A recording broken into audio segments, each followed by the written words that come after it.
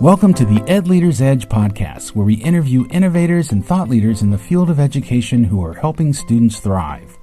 I'm your host, Ed Madison. I'm a professor and researcher at the University of Oregon, an educational consultant, and serve as executive director of the Journalistic Learning Initiative, a nonprofit organization that empowers elementary, middle, and high school students to discover their voice, improve academic outcomes, and become self-directed learners through project-based storytelling. Welcome to our program. Well, welcome back to the podcast. Philip Woolley coaches principals, helping them to develop their leadership skills and to improve school management practices. He coaches them and has been instrumental in empowering many school leaders to foster positive school cultures and achieve higher academic success. And currently, he's at Arizona State University, where he works most closely with undergraduate students. Welcome to the podcast, Philip. Thank you. Oh, thank you. Glad to be here.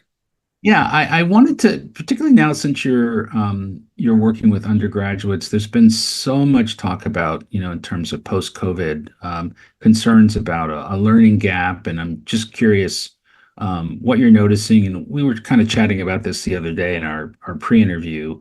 What you're noticing, is this a different cohort of students coming through? I would say, yeah, some of them have been affected.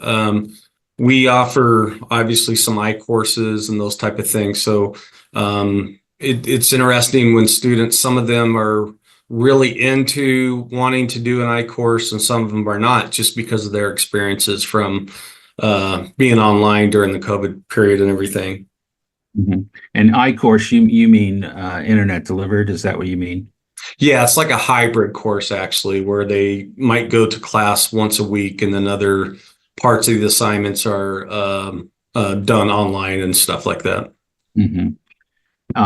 And so are you saying that some are a little reticent about that experience, or?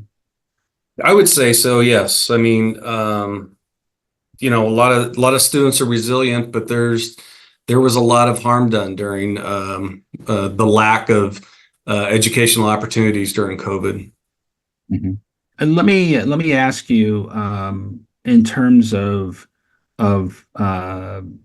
just before they get to the college level, how have you worked with principals in the past to help foster a positive culture that helps students thrive?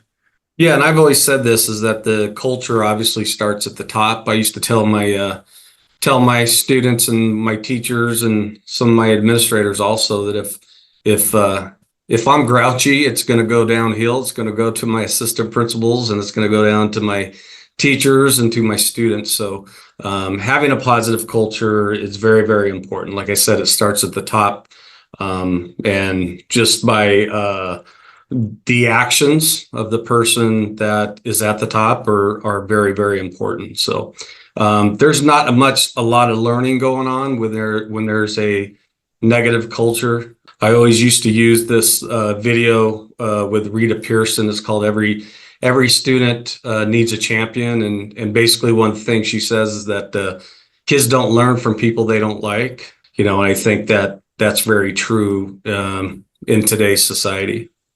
Mm-hmm. And yet, teachers are facing so many challenges. We're losing a lot of our really good teachers. And I don't know that when you look at the factor of just, in many cases, larger classes and even particularly the secondary level, where you might have 5 or 6, periods where you're really not getting an opportunity to get to know kids in the same way that in the K-5 period of their lives they're known. It's kind of hard. It's a challenge, isn't it? Yeah, it's very much a challenge. And there's 1,000 different reasons that we're losing teachers, and all the apparent ones, such as large class loads and the lack of pay. But again, there in some instances, in some institutions, there's a lack of appreciation for a person willing to do this profession. Mm-hmm. Yeah, I kind of liken it to what the journalism profession is going through. I think there's kind of a brand issue, maybe. It's like the public doesn't completely understand just the role that teachers and journalists kind of play in society. I mean, I think that everyone sort of harkens back to the time when they were in school and thinks that schools should sort of be that, and then there's a desire to innovate, and somewhere in between, there's a hopefully a healthy balance of how we move forward. One of the things I wonder about is how do we work to help students maintain that sense of curiosity that they enter the school experience with. I think that from my observation, it seems like kids are wide-eyed and excited and then start to realize that there's a sort of competitive nature to school. Like my buddy's in a different reading group, or my friend seems to always get A's and I don't. And there's this comparison that goes on that has them, I would say maybe around middle school, begin to make, in most cases, false assessments about what they're capable of doing. What do you notice? Yeah, I think it's important to give students, as far as curiosity is concerned, is giving students opportunities to be able to develop that, to be able to express what their feelings are and what they may be curious in and those type of things. So yeah, opportunities and having a positive culture at a school will enhance those things. Mhm. I also think that by the time they get to the college level, often they see school as somewhat transactional. It's kind of like they come in trying to figure out what do I need to do to get an A in this class, as opposed to how do I, maintain my sense of curiosity and learn something, and having the grade sort of be secondary. And I don't know how we foster that. Yeah, there is a huge transition from high school to college, working with first year students. Some of them they know what the routine is. You look at the rubric, and this is what I got to do to do this and do that to get the A, or whatever the case might be. But there are certainly many students who come in that are curious and do want to have the entire atmosphere of curiosity and those type of things as far as coming into college. Mhm. So you're getting them at the beginning of their college experience, and you're at, I think what we noted is like potentially the largest university in the country. How do you maintain instill in them that sense of the importance of going to office hours and creating a relationship with the professor or instructor, so that they're not just a number? Sure, and we're fortunate here at Arizona State that in the College of Liberal Arts and Sciences, as advisors and instructors for the ASU 101 class, I believe I have 138 or 130 students in my cohort, which is no more than 19 students per class. So that really, really helps with building relationships. And we go over a ton of different things within the 12 modules, but building relationships with their instructors is very important. As I do pre-registration and I meet with students prior to even school starting, is I tell them to email their instructors now, introducing themselves in June, July, what have you. So that's very, very important. But even though we're a large school, like I said, it's we have the opportunity to really build relationships with our students because of the cap at how many we advise and how many are in our classes. Let's step away from our conversation for a moment for me to tell you about the Journalistic Learning Initiative's innovative educational tools and services. If you're looking to make the best decision for your teaching staff and students about AI adoption, improving student engagement, strengthening writing skills, promoting social media mindfulness, or enhancing college and career readiness, please take a moment to visit our website at journalisticlearning.org. Our team of University of Oregon researchers offer customized AI tools, instructional materials, professional development, and consulting. Research confirms that students with journalistic learning experience outperform their peers on numerous key indicators for college and career readiness. At the heart of our work is empowering learners to become effective communicators. If you think about it, effective communication is critical in every human interaction, whether it's writing an essay for a grade or being interviewed to secure employment. Since 2015, JLI has benefited nearly 20,000 students and served schools in 15 states and the District of Columbia. I invite you to schedule an appointment to explore how JLI can improve your students' learning outcomes. Now back to our program. One of the things that we focus on with our work through our Journalistic Learning Initiative nonprofit is communication skills, effective communication skills, and writing in particular. And I think that perhaps because of high stakes testing, writing instruction has kind of taken a backseat to math and reading. But also we've got a lot of teachers, quite frankly, who maybe didn't have the best writing instruction themselves. Add to that students who now are used to texting and not capitalizing and punctuating things. And I'm curious, is the course that do you deal with that as well as, written communication and sort of emphasis in helping them to understand the importance of still being able to, put two sentences together? Yeah, and you're looking at one right now that had a problem going into college with written communication skills. Really?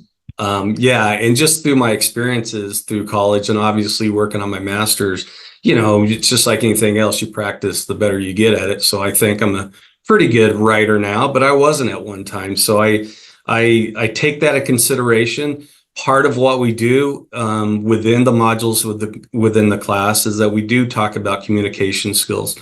We teach the students how to put together an email to send to their instructors, whatever the case, whatever information that they're looking for and those type of things. So communication is very, very important. That's part of those soft skills.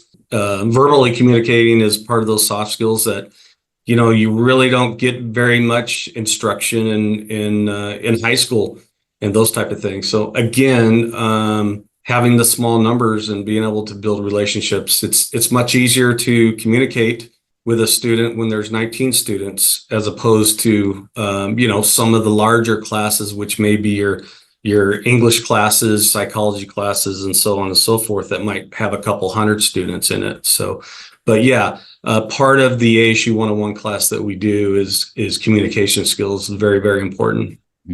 We're hearing so much in the headlines about mental health as it relates to this generation of young people, and it's understandable given all the issues they have to think about, whether it be just climate science or just gun violence, so many different things. What are you observing in terms of this generation that's coming through now?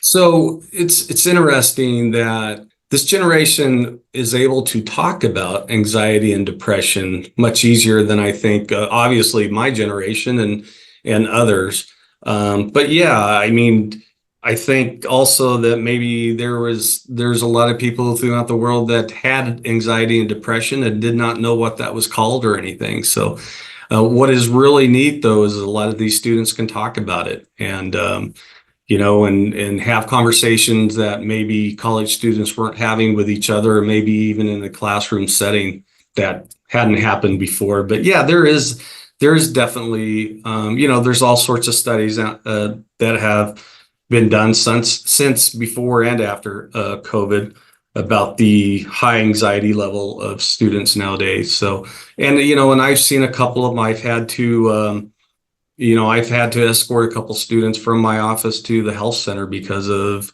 possible or not possible, but because of situations that they were involved in. And again, the transition going from high school to college is huge. And some students are fine with it. And then some students are, it's a tough ride for them to go through. Mm-hmm. It's also somewhat of a delicate matter to figure out how much is what's support and what's coddling, right? So in other words, I think that there's a sense that we're not expecting as much of this cohort of students that's coming through because in some cases, I have colleagues that say, oh, they can't handle that. They're just going through too much. And so what's the balance there in terms of allowing them to realize that sometimes you fail. Sometimes you don't get the grade you intended, or sometimes you get upset. That's like getting upset is kind of part of life, Yeah. What are your thoughts about that and working with? Yeah, I think that that's very much true. A lot of students are resilient and they can handle maybe a failure type of thing, or maybe getting a C in a class that they've never even got anything lower than an A in. And then some students are not, and they have a harder time with that. So we have a ton of resources at Arizona State that, specifically geared towards first year students, and having those resources, emotional, social resources, really helps the students also. Mhm. We're also in a time when parents and students are reevaluating, just the notion of higher ed itself, in terms of the amount of debt that they're likely to incur and what the cost versus benefit of that is. And it's not a question, I guess, that's even fair for you to answer for all of higher ed, but we are, as a practitioner, also myself, I think we're having to, in ways that we haven't before, really make the case for higher ed, because I think the stats still show that an individual with a undergraduate degree or a master's degree, even above that, is going to excel and achieve and have a higher income capacity than someone who doesn't. Yeah, it's important that all students are given the opportunity to be prepared for higher education, but that's not all students will be successful in that, nor should every student be expected to be successful in that, because there are a lot of opportunities for young people that do not have anything to do with college. So, but I think the most important thing is giving every student an opportunity for that, especially our underserved students might not have an opportunity at all to go to school and maybe be the first generation college graduate and those type of things. But yeah, it's not for everybody. But on the other hand, coming from the high school world for a very long time, that was always our goal, is we're going to give every single student the opportunity to be prepared if they would like to go to a college setting. Mm-hmm. I can't let you get away without asking about AI. I think it's the topic of the moment in terms of just how do instructors and teachers address cheating and access to AI, and what are your thoughts about that, and what are you telling undergraduates? So we do discuss that in our ASU 101, and I don't know enough about it because it's changing like daily. But we do. There are certain schools within ASU that use AI for research and different things like that. So I think it's just like anything else. It's here. It's going to evolve. So we have to decide how we're going to incorporate that into our daily lives. Yeah. Well, thank you, Philip. This has been great. Thank you so much. It's great chatting with you. How do people, are you still doing consulting with principals, or you kind of hung that hat up?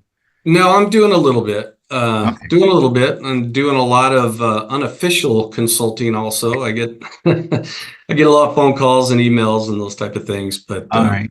yeah, And for still those who trying might to want still find trying you, to is there I'm sorry. contact information for those who might want to be in touch? Yeah, Philip Woolley at Gmail, PhilipWooley at Gmail. I do other things with International Baccalaureate, where I have a lot of contacts with administrators and school staff and that type of thing throughout North America.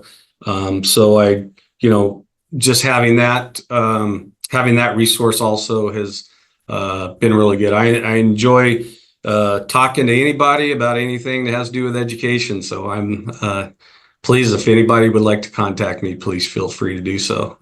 Terrific. Thank you so much. The Ed Leader's Edge podcast is produced by the Journalistic Learning Initiative. Please check out our latest books, Language Arts in Action from W.W. Norton Publishing, and Raising Empowered Learners from Rauman and Littlefield. For more information about our work, please visit journalisticlearning.org or edleaderedge.org. Thanks for listening.